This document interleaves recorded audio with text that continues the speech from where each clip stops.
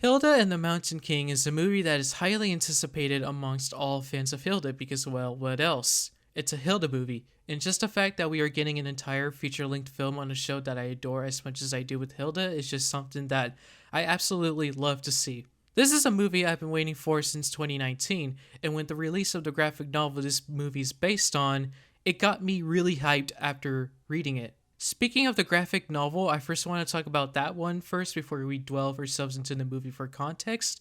But for whatever reason, if you don't want to hear me talk about the graphic novel first, you can skip to this chapter of the video.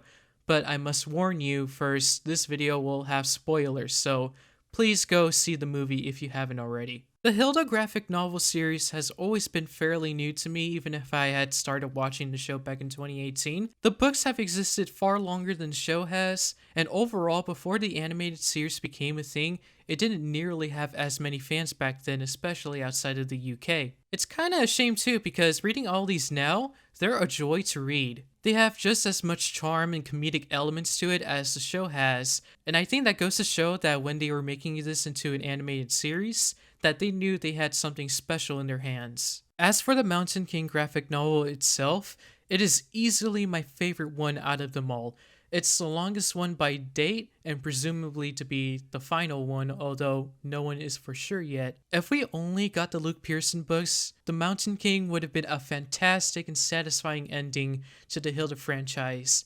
And in a way, it kind of is. The graphic novel ends things off by giving trolls what once were seen as nothing but dangerous and unfriendly creatures a chance to start being side by side with the citizens of Trollberg, a city in which its land was rightfully for the trolls, that got its civilization built right above the mother of all trolls, Emma. It's a really powerful and great ending just for the fact that even we, the audience, now get to see that trolls as a species were misunderstood during all this time, and how wrong it was for the citizens of Trollberg to punish these trolls for trying to go on land that deserved to be theirs. No crap the trolls wanted to chase and attack humans they came across, because for the longest time, Trollberg had treated them as if they were nothing but savage animals. Trollberg schools have emergency drills to prepare when one comes around. Eric Albert could probably work with Trollberg safety to make them go extinct. And for crying out loud, they have bells and walls surrounding the city everywhere. And it's because of this ignorance that has forced these citizens to become afraid of them and attack them whenever they come across one.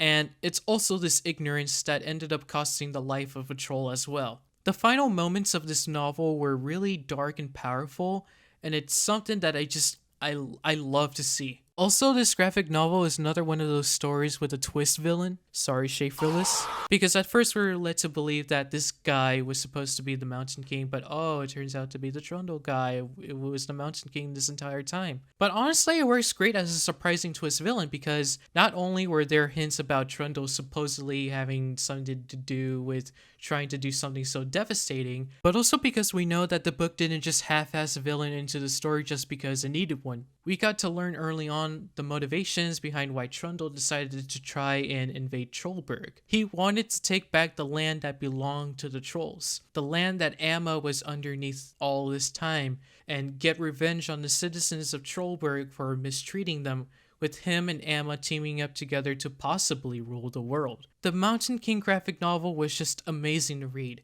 It's heartwarming, powerful, it easily gets you invested into its story, and all of the characters in it are just so amazing and well written. Except Eric Albert. Eric. If there's anything that is holding me back from calling this a perfect graphic novel, is that for one, I don't really like how it tries to take itself a little too seriously than what I've come to love Hilda for, and how we didn't quite know why Baba's mom decided to turn Hilda into a troll and Baba into a human. But because of how invested I was into the story, and the fact that Hilda is what ended up stopping a troll invasion from happening and helping bring peace between trolls and humans, these problems that I have with it are just kind of minor from the otherwise masterpiece this was. Overall, I'd give this graphic novel a solid 9 out of 10. Now I'll be back when I finish the movie. Number 15.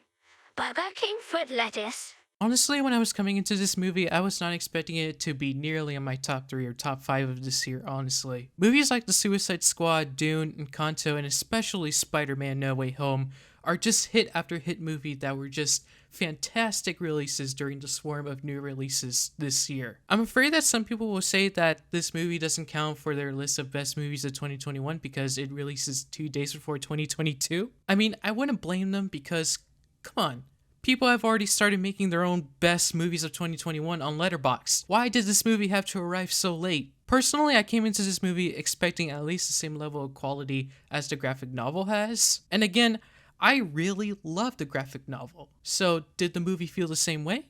Well, unfortunately, I have to say that Hilda and the Mountain King fails to capture me in any way that would make me happy that I even wasted my time watching this piece of... Just kidding, I fucking love this movie. Oh my god.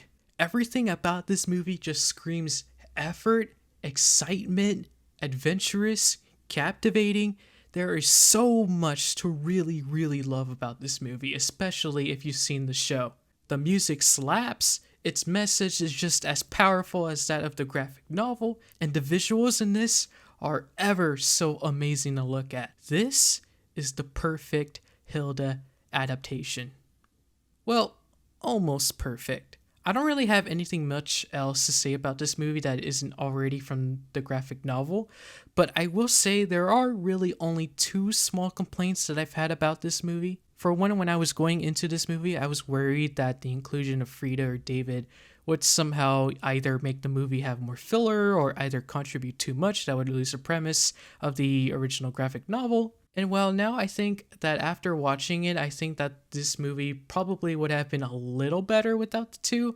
It makes me happy to see these characters actually go up against the idea that trolls are these vicious monsters and do what they can to not only help Hilda, but also bring a message even the public wasn't willing to listen. Also, Eric Alberg stinks. Honestly, I think this movie made him seem more delusional and crazy than they made him seem like in the graphic novel. They made him from a misunderstood guy to an outright antagonist in my opinion. Even with him redeeming himself by the end by doing what's best for Trollberg by retiring, some part of me feels like the writers could have done so much more to make him more, well, redeemable at the end.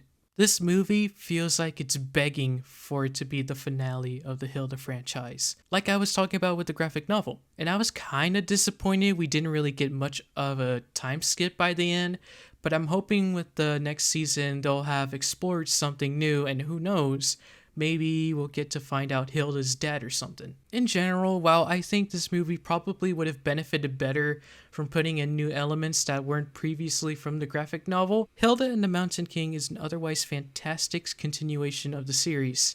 It feels exactly like the Toy Story 3 of the Hilda franchise, except we already know that a next installment of the Hilda series is coming, and I am so excited to see what they will do next. The Hilda and the Mountain King movie receives a rating of a solid 9 to a light 10 out of 10. Also, no, sorry, I don't think this movie is better than Spider-Man No Way Home, but I can at least say it's my favorite movie of the year at least. Anyway, bye bye.